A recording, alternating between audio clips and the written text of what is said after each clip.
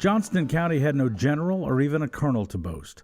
Major Henry J. Riles of the 50th North Carolina Infantry Regiment was the county's highest-ranking officer.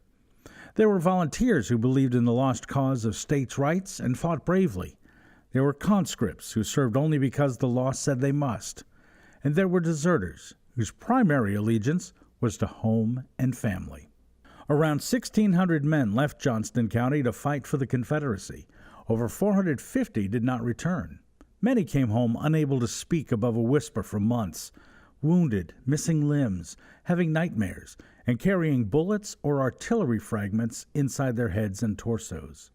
The exhibit includes a number of items these men brought back home, such as this tin cup used by Private William Gaston Lassiter, which was in his haversack at the funeral of Stonewall Jackson.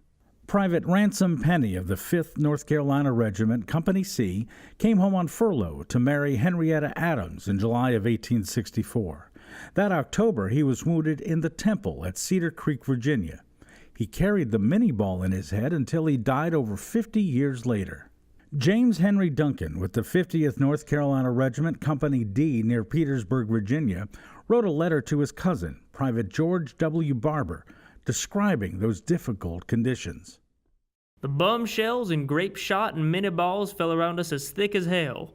There was so much dust and smoke we could not see one another. That was the hottest time I ever saw. We had to lie out 2 weeks in the rain just like hogs, and what little time we got to sleep, we just lay down and slept in a mud hole or in a frog pond or anywhere we could. We have been faring very well since we got to our tents.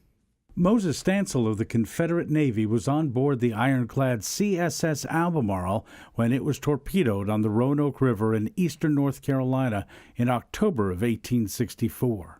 Though badly wounded, he managed to escape through the large hole made in the ship's hull after it sank, and he swam to safety by clutching aboard.